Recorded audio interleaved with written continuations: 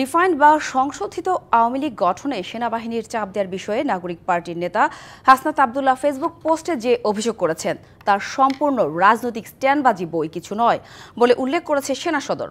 বিবৃতিতে তারা উল্লেখ করে এমন অভিযোগ অত্যন্ত হাস্যকর ও অপরিপক্ক গল্পের সম্ভার। আর হাসনাতের এই পোস্টের বিরোধিতা করেছেন তার নিজ দলের নেতারাও।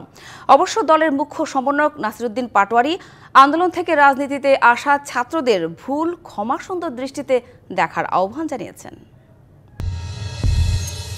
রিফাইন্ড আওয়ামী লীগ গঠনে সেনাবাহিনীর চাপ নিয়ে জাতীয় নাগরিক পার্টির মুখ্য সংগঠক হাসনাত আব্দুল্লাহ গেল শুক্রবার তার ভেরিফাইড ফেসবুকে পোস্ট দেন।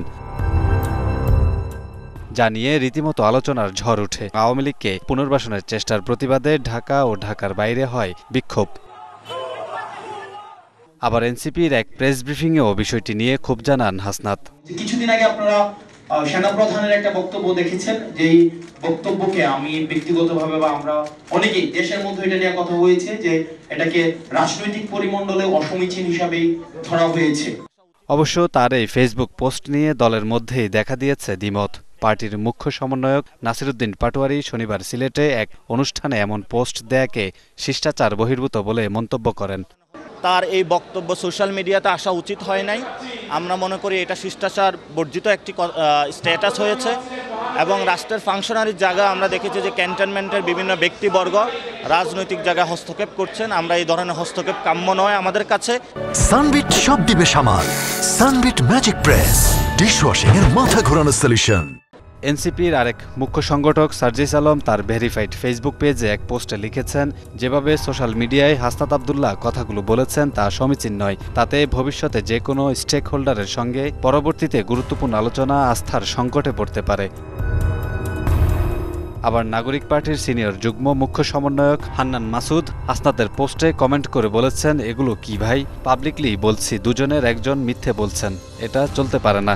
অবশেষে সেনা সদরের পক্ষ থেকে নেত্র নিউজকে দেয়া প্রতিক্রিয়ায় সেনা সদর দপ্তর জানায়, হাসনাত আব্দুল্লাহর পোস্ট সম্পূর্ণ রাজনৈতিক স্ট্যান্ডবাজি বই, অন্য কিছু নয়।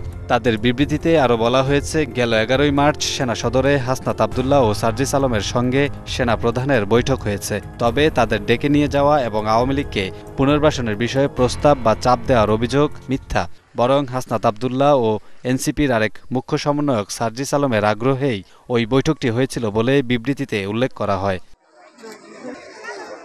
সবশেষ রবিবার বিকেলে নাগরিক পার্টির কেন্দ্রীয় কার্যালয়ে সংবাদ সম্মেলনে মুখ্য সমন্বয়ক নাসিরুদ্দিন পাটোয়ারি জানিয়েছেন, আন্দোলন থেকে রাজনীতিতে প্রবেশ করেছে ছাত্র নেতারা। এ সময় ভুলগুলোকে ক্ষমাসুন্দর দৃষ্টিতে দেখার আহ্বান জানান তিনি। আমরা একটা কোঅর্ডিনেশন কমিটি বা সমন্বয়কারী কমিটি গঠন করেছি, যাদেরকে আমরা দায়িত্ব দিয়েছি দেশের আনাচে কানাচে শ্রমিক অঞ্চলে ঘরে ঘরে ছড়িয়ে পড়ার জন্য এবং তাদের জীবন যাপনগুলো উন্নয়ন করার জন্য একটি সুন্দর কমিটি গঠনের মাধ্যমে নতুন একটি বাংলাদেশ উপহার দেওয়ার জন্য।